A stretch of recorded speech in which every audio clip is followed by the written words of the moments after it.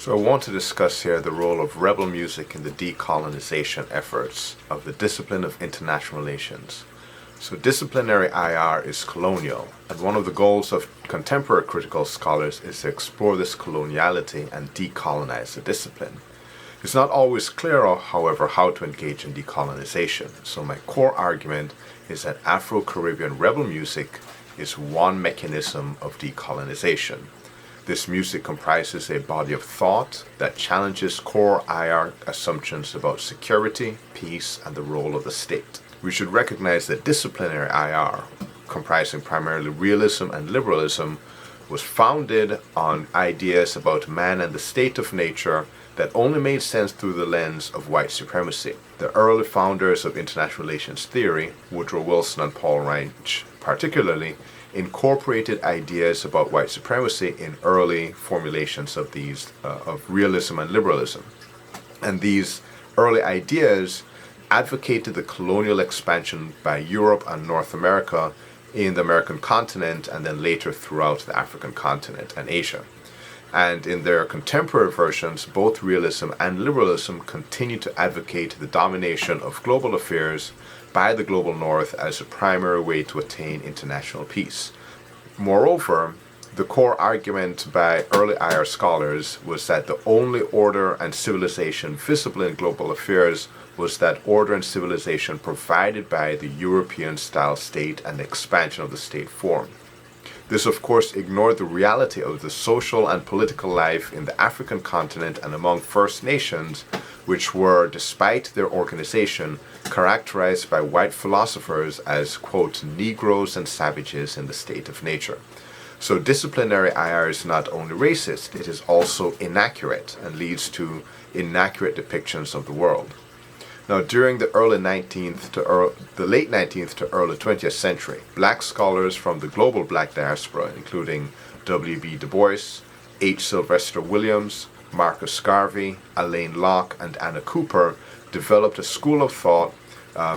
This school of thought pointed out that the civilization and order that early IR scholars described was founded on systemic and brutal violence against people of color internationally. One of the ways in which Pan-Africanism spread among the black diaspora was through connections by Pan-Africanist scholars and black music. Du Bois, Williams, and others, for example, who attended the 1900 Pan-African Conference, explicitly made connections to black music and black musicians, like the Jubilee Fisk Singers and composer Samuel Coleridge Taylor, because of the belief that black music spoke to the global condition of black people in Africa and the diaspora. Marcus Garvey, a contemporary of Du Bois, also had a close relationship with Leonard Howell, the founder of Rastafarianism.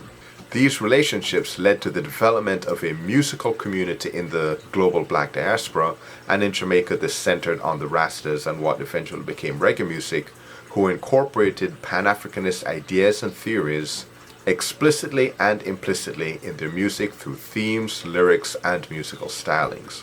An analysis of Afro-Caribbean rebel music shows that it promotes the following themes, all of which are echoed in Pan-Africanist philosophy of Garvey, Walter Rodney, Kwame Nkrumah, and others in the black diaspora. These include the ideas that mainstream education about global affairs is white-centered, that the modern nation-state is not the source of global security, but was created as a project to maintain a global racial order through violence and insecurity, that black identity and security are globally constituted, such that the political destiny for black people in the U.S. cannot be separated from that of black Africans. Thus, pursuing global or international security cannot focus on the security of the nation-state. And finally, local state and economic violence within countries in the global south is dependent on and mutually constitutive of the global political order and political economy. And we can see this in music of many of the artists discussed in the paper. These include Kabaka Pyramid, Bob Marley, SZA Kalonji, Janine, Peter Tosh, Beanie Man, and Bounty Killer. And importantly, these ideas are embedded not only in the lyrics, although the lyrics matter. The choice and stylings of instrumentation, drumming patterns, vocal stylings, rhythmic choices, These all invoke a global black identity and Pan-Africanist philosophy of transcending the post-colonial international order. So where do we go from here? I acknowledge that treating rebel music as a body of knowledge about international affairs is probably controversial. However, decolonizing the discipline, a necessary endeavor, requires serious engagement with non-traditional forms of knowledge.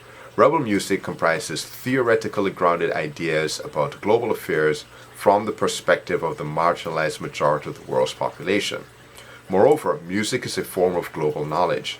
How we think and talk about music, what defines classical music, what constitutes good music, proper relationships between harmony and melody. These are intimately connected to ideas about black people and black political citizenship. And I would recommend this video by Adam Neely for more on the white supremacy embedded in music theory. As scholars, we can incorporate rebel music or other cultural forms to teach about how people discuss and experience global affairs. We can include songs and lyrics to explore how global identity is constituted and what it means about how we imagine security.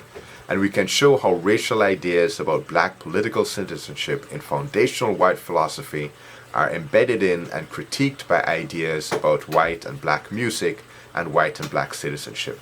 And fundamentally, we can challenge some of the core assumptions embedded in international relations.